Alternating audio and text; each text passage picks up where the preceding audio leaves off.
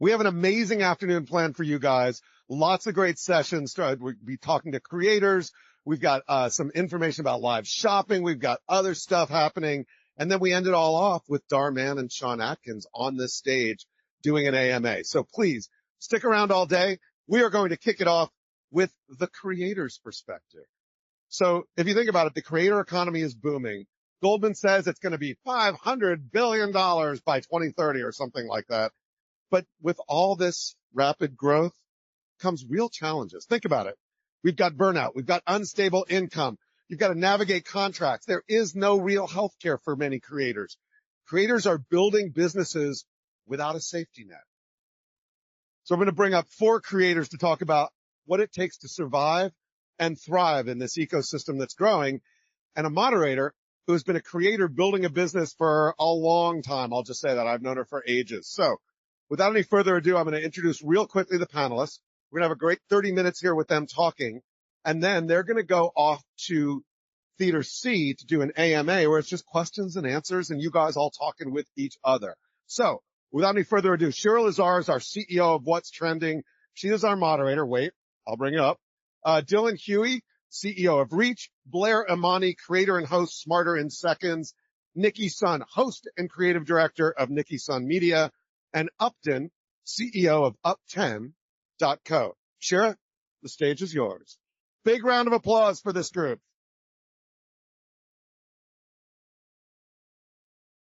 Hello. You basically said my entire intro, Jim. No, it's fine. No, I love that. We're going to get right into the conversation. Why don't you come on here? Because you did get introduced.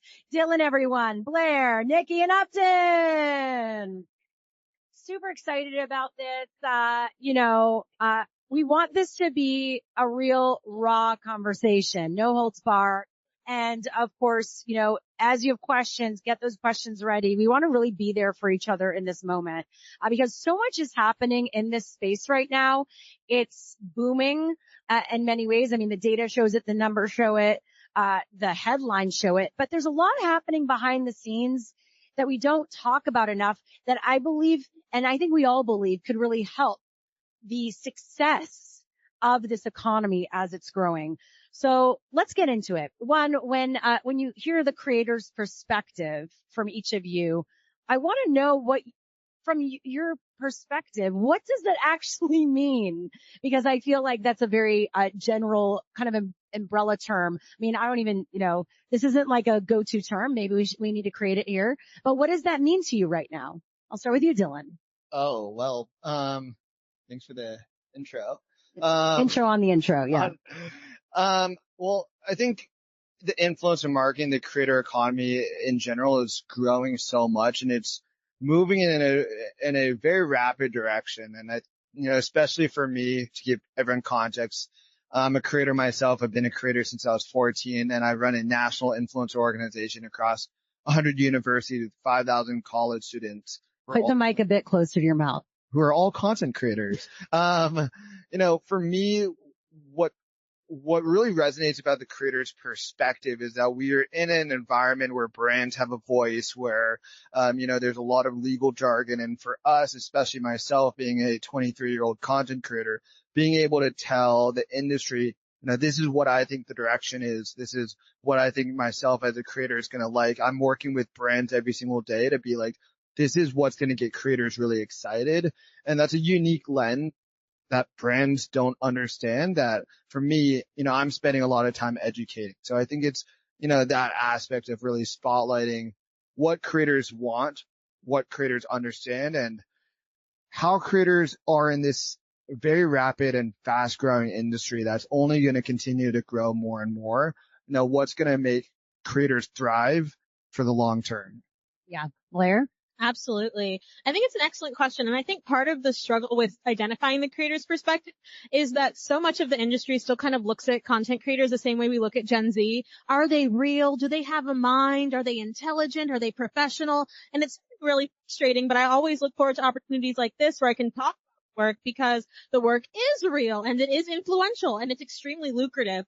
And so I think from the creator's perspective, it's about us being able to have the legitimacy of being small business owners. Every content creator you meet is somebody who's doing production, writing, editing, filming, having to negotiate in many cases unless they're bringing in partnership and brand teams. On the one hand, brands can't do campaigns without content creators, but at the same time, sometimes the industry doesn't give us our due and our credit. And so I think from the creator's perspective, it's about legitimizing us, standing on business, as one would say, and making sure that we're getting the credibility and authority that we deserve while also benefiting from our own image, and our own reach. Hello, everybody. I think for me, the creators, I'm coming from a background of I'm a director, I'm a filmmaker, I'm a host, I work in front and behind. The definition of creator has evolved over the years. If I'm an artist that doesn't put my stuff or film it, am I not a creator? And is that something I can work with a brand to pay me for my work? So for me, this is my 8th year at NAB Show. I've been hosting the NAB Show live, and part of my being here is how do I bridge the gap between industry professionals who have been here for over 100 years, because we celebrated 100-year anniversary at NAB Show, and this new generation that cannot be ignored. We're talking about this is a huge market, and it's time to feel like we have a seat at the table and not just utilized as optics for views to promote things. We're not promo marketing machines. I mean, part of the reason why I left my director of video content creation at a theater is because it was make it go viral, do that. I'm like, you know how much that's crazy to hear. And for me, it's just reinventing the perspective of having to work with organizations to be like, you know what, maybe it's not a viral video you want. It's how do we make it shareable? How do we make it meaningful without losing our authentic voice, that we are just not these content making machines? So that's the perspective that I'm coming from. Yeah, I love that. Uptin? Yeah, for me, I think the interesting perspective is 5 years ago, it was about the 12-year-old who wants to become a YouTuber, the 25-year-old who wants to quit their job and get paid to travel the world. Now, when I hear creator economy, I'm thinking about the real estate agent who is, needing to do better on Instagram Reels, so they get a couple more DMs and get more clients, and they become the most successful real estate agency at their firm because they're active on Instagram Reels and the others aren't. So when you start to think about personal brands, I think 40% of Americans now are working more than one job. Let's say they have their 9 to 5, then they take another job. They're a freelancer, they're a consultant, they're a coach, whatever. How does creators help them drive their goals in their business? And to me, that's really kind of an exciting place where the industry is going. Yeah. And with that, and people ask me this all the time, how do you define creator in this new era? What is a creator? Because I do think it's a spectrum. For me, sometimes it's everyone can be a creator, obviously. If you're going to be a professional creator, it means you're not just a hobbyist. You're actually doing this for business, and a percentage of your income comes from creating content. And it could be everything from video to photography, memes, I don't know, writing. And you make a certain percent of that via digital channels, right? And so with that, this is going to be a big group, because guess what? Everyone is probably going to be making some of their living in this new economy doing that. And so how are we preparing this industry for that? What frameworks do we have? What protections do we have? If this is new workplace, what's the workplace culture? And so these are the little things I think that, we talk about, but are kind of going, they're not being prioritized right now. And then it's not going to be when it's going to be too late. When it happens, it happens. But I think it's really key to solving some key issues right now in this space. So I guess with that, would you agree with my definition of being a creator? Do you have another definition? I think that, I think your definition is spot on, but I want to differentiate. There's a difference between a creator, and there's also a difference between an influencer. And I think a lot of people kind of bring them together. And when they think of a creator, they think of an influencer, right? Kim Kardashian is a influencer. She's not a creator on the digital content creation side. She's making, products and merchandise, and she's creating other stuff. But if we're thinking about digital creators specifically, those are people who are creating and capturing content. I think that everybody should be a creator in this day and age, and everything should be a creator, right? Every brand, even you see Duolingo on TikTok killing it, different brands. But the differentiation is that an influencer has a public persona and public presence, not necessarily needing to be creating content or creating something online, where a creator is creating something online. I would 100% agree with that. I think that there's a huge difference between being a famous person out there in the world and being somebody who's a content creator. I think we saw this a lot. I have so many friends who are in the acting industry, living in Los Angeles, but I think a lot of brands struggle to see, why can I not hire this person who's an actor and performs on set to do the same thing that I'm hiring a content creator to do? Because what a content creator is doing, say for a brand deal, for example, is we're not just showing up and filming that day, not to diminish the art that is acting, but to look at differentiating. Usually, like I said, we're scripting, we're editing, we're storyboarding, we're doing all this stuff on the back end. We're usually housed in, and I think so many content creators, I saw you carrying around your film set, we also, carry that around with us. But I think a content creator, it doesn't mean that it's purely transactional. It is something, in many cases, that is self-taught for a lot of us, having to kind of cobble together a bunch of different skills. My background is in history. I'd be interested to know what y'all's backgrounds are in. And now I teach history on the internet in my show Smarter in Seconds.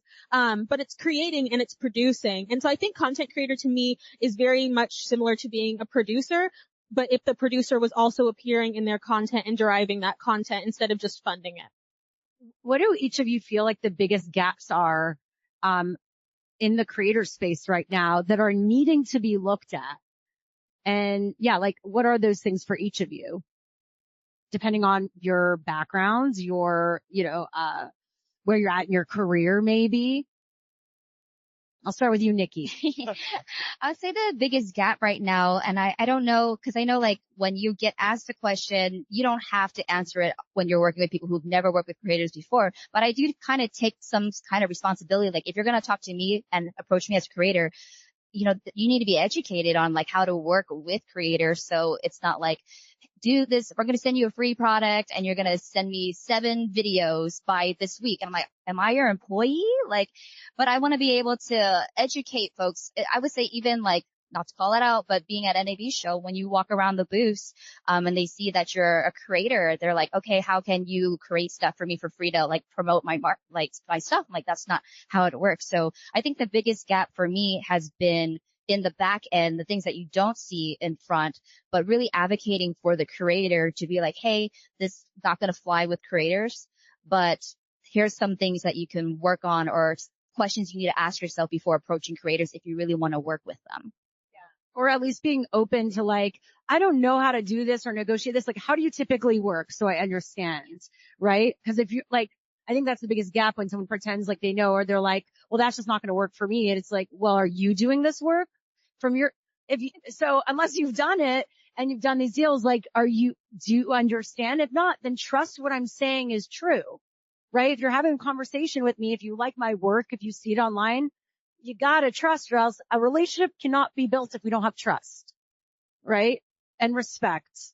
Yeah. Yeah. And I think that a lot of brands, they come into an influencer marketing campaign with a lot of bullet points and, hey, we need you to say this, this, this, and this. But then they forget that, you've come to the creator for them to use their own voice. And I think sometimes brands, and I think brands are actually getting better at this, the ones that have been doing influencer marketing for a while, getting better at saying, hey, you're the expert in terms of what is going to get engagement and what may go viral. But just make sure you hit on these little things so that we're getting, our brand awareness and our ROI ultimately at the end of the day. I agree that I think brands are starting to get better and better when it comes to allowing the creator who knows their audience to be okay, your audience, here's some bullet points that we definitely want to make sure is said. But other than that, run free and run wild based on what you think your audience is going to resonate with to make it organic. I still do think that there's kind of the hurdle of brands not knowing how creators think and operate. I get a lot of affiliate deals getting thrown at me. And for me, with my national influencer organization, half the time brands are trying to reach out to me saying, hey, we don't have money, but we can give a kickback. I'm yeah, but I give this to my creator. I've given 20 different affiliate campaigns to my creators and none of them fight on it because none of us are motivated because we're doing so many different things. We're taking time to make content. We have to think through the legal aspects. Some of us have lawyers, all of that. For us to not be guaranteed money is a little hard for us to be like, okay, we'll do it for free and we'll give you a commission.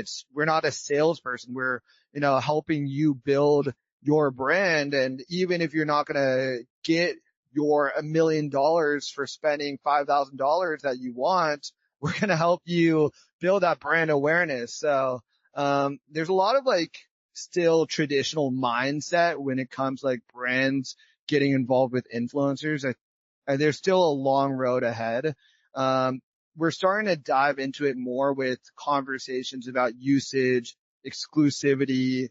We have more creators kind of big in-house at brands. We have brands that are starting to give equity to creators. We had Alex Earl and Poppy. We're starting to see a shift of brands saying, especially new brands coming in and saying, hey, we understand the creator value and we want to give you what you're valued at.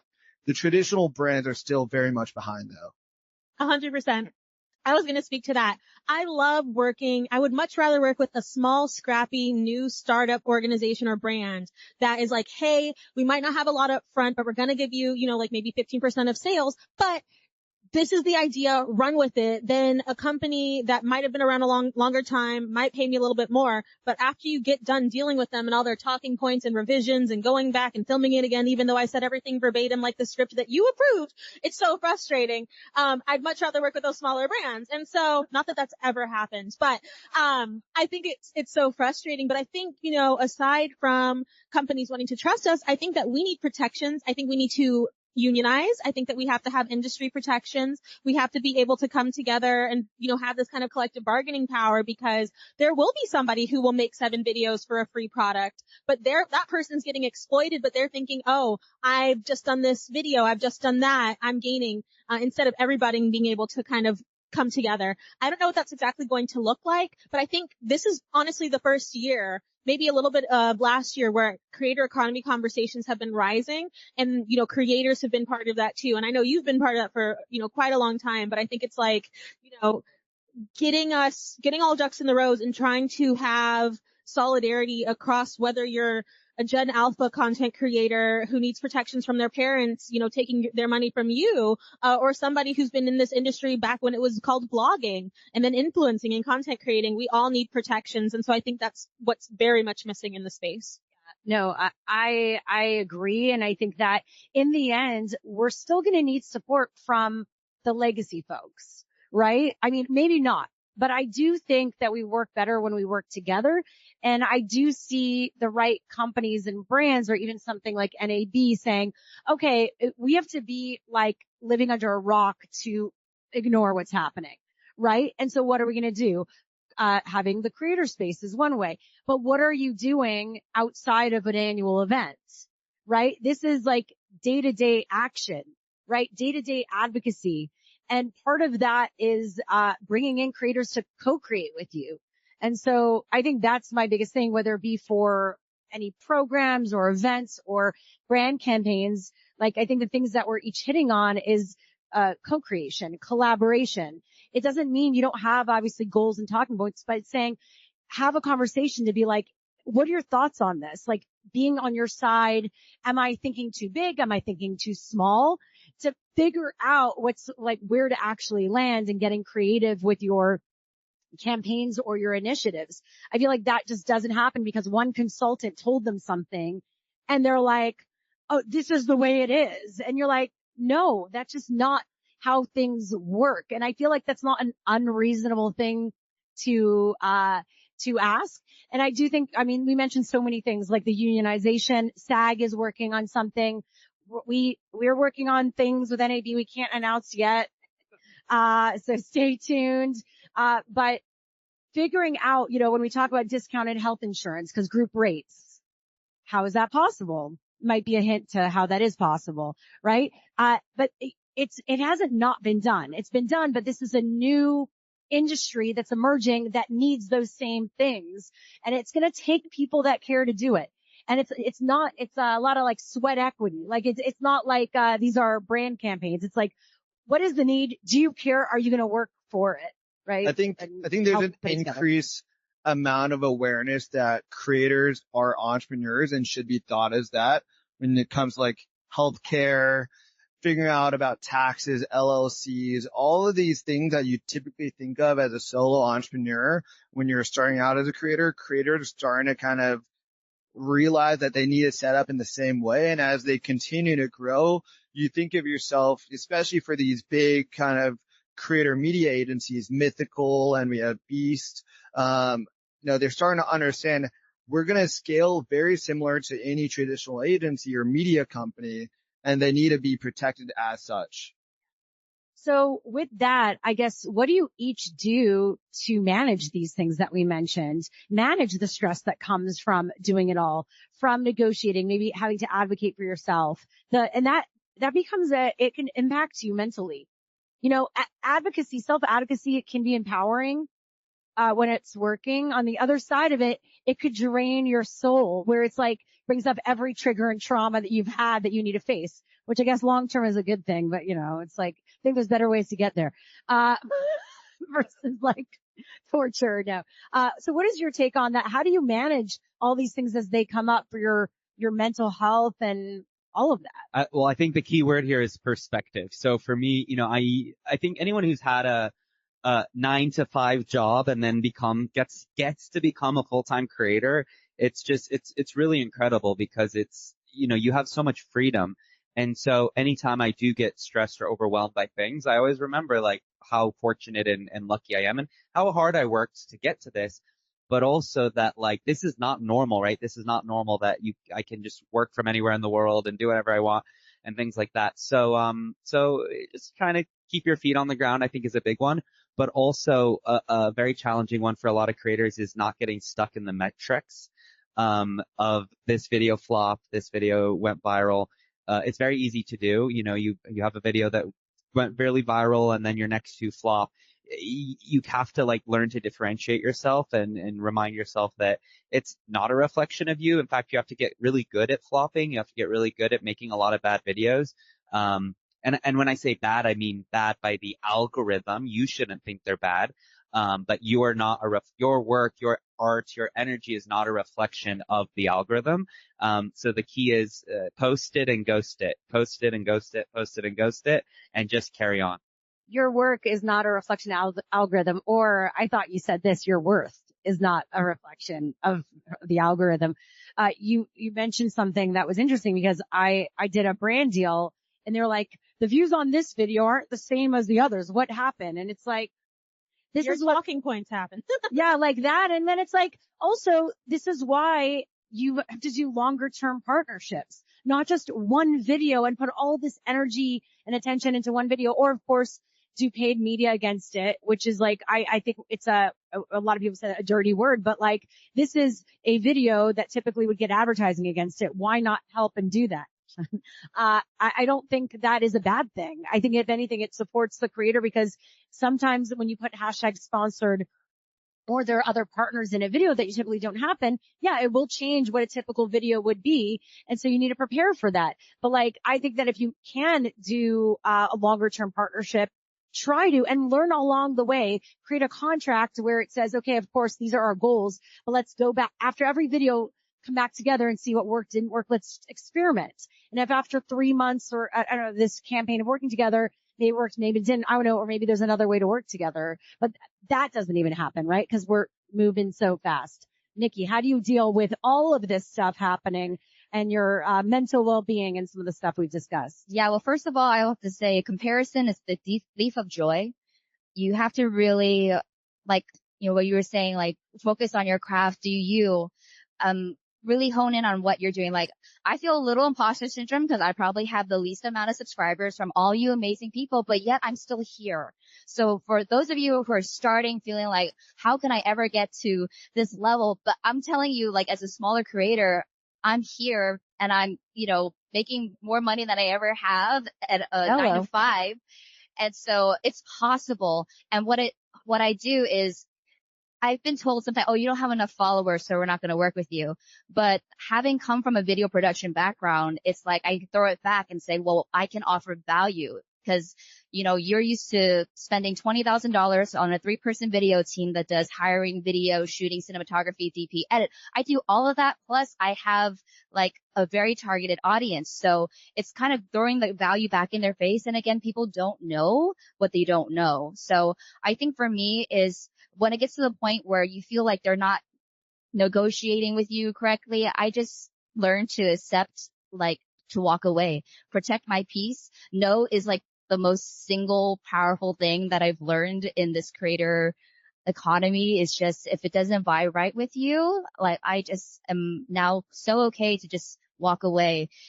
Because if they're going to keep nitpicking you every single time, it's just not worth it. And I notice it that it's a lot of the lower paying free ones, and that's not worth your energy. So what's not meant for you, what will be for you will be for you. And when you say no to that, another opportunity does come that does align with you. I firmly believe that. And I'm saying that right now as a creator since 2009, to just kind of hit where I need to be right now is just knowing that I said no to certain things allows me to say yes to other things, because it's my North Star, just like my integrity and what I want to do. And the right opportunities come along. It's not the quantity, it's the quality of the gigs that come your way. So it's so possible. Yes, Nicki, you say no, I go to ChatGPT. I'm like, what do I say to this person so I don't give in? No. Hey, whatever it takes. I know. I'm on pro. I think for me, what I try to do is connect with other content creators. I think that, so I'm a very social person. I'm very extroverted, and it was really hard for me being a content creator because it's very isolating. Like, other than, people that I work with, like maybe my agent or like, reps or lawyers, you're not really creating and ideating. And I love that most about when I did have my 9-to-5 job. So I've been able to create with folks like Shira. You're one of those folks. Like, hopefully you all will become my new friends as well. And I think it's been really great. I just launched a podcast called Thoughts About Feelings with my friend Michael Threets, and we're really like co-workers in the space. I just reached out and I was like, hey, can we be friends? And that's because a lot of the work that we do is around education. He focuses on libraries. I focus on helping people get smarter in seconds. And so we were able to come together, and when you're able to commiserate, but not just commiserate, to start talking about, hey, we just did the same campaign. What did you get paid? Why did you get paid that? Here's what I got paid. Then all of a sudden we're organizing and both of us are getting paid more because they lied to both of us. And so, which is, it's fun when that happens. Other times it's like super ethical and everybody, got paid the same amount. And you're like, high five, let's go equality and socialism. But it really depends. But I also think the biggest thing as content creators, and I think this is anything that you're doing that's public facing, is to have people offline who do not give a shit how many likes, how many views, what the controversy of the day was, people who will have your back regardless. I always love my dogs because they're dogs and dogs are amazing and humans don't deserve dogs, but also because my dogs don't know what happened on the internet. And so they're there to have my back. The dogs don't know what happened on the internet, and they're just happy to have you. And you have to have people like that who love you, dogs that have your back, people who have your back, who love you unconditionally. Otherwise, you will live and die by the algorithm. If you get shadow banned, you might lose your whole sense of self. So 100% post it and ghost it, 100% hiring people. I hired a creative director to help me with my stuff, so that way I don't have to be so close to the flame of the visibility. But those have been some things that have worked for me. Awesome. You want me to answer the question? Or no, you I share didn't answer, no. Oh yeah, that's what I was going to say. Share. Yeah, I got you. And then I'll share the last. I'll wrap it up. I mean, I've been a creator since I was 14. So I started off as a content creator at a very young age. So, my point of view and perspective about kind of mental health and kind of controlling your well-being as a creator is a little different for everyone. But mine's very unique because I got burnt out of social media for 2 years myself. Because I was making content every day. I was live streaming on Musical.ly for 4 or 5 hours a day, every single day. And I went through that process of making content by myself, having to interact with viewers who I didn't know, and having to read comment section after comment section and just kind of sift through it, which is just kind of text on a paper. Which is why for me, I started Reach and my national influencer organization, because I saw, very similarly that aspect of community is everything, having a community who has your back is super important. And especially in the creator space, which is self-isolating, where you're making content by yourself, it's important to have people that you can bounce ideas back and forth with, to brainstorm. That's something that's super, super important if you want to have a lifespan in social media. And the creator lifespan is not long if you're not doing those best practices on making sure that you're protecting yourself and protecting your well-being. Beyond that, I've always delegated things that I don't enjoy doing. I don't enjoy editing. I don't enjoy filming, honestly, as well. I like being on the camera. I'll be on the camera, but having to pick which soundbite is great to post, all of that. I don't like going through that navigation. And those are the first things I delegated. What I do love is responding to emails and the brand deals, which is what a lot of creators don't like doing, and they hire managers. For me, I've never had a manager, and I've always been like, I want to do this myself, and I want to know that I'm putting the right numbers and the right offer that's going to empower me to be excited about a brand deal. The platforms I post on right now are my biggest platforms are Snapchat and LinkedIn. I get 20 million views every day on Snapchat, and that's a very contradictory platform from what are you posting? I'm posting about my life. I'm posting it.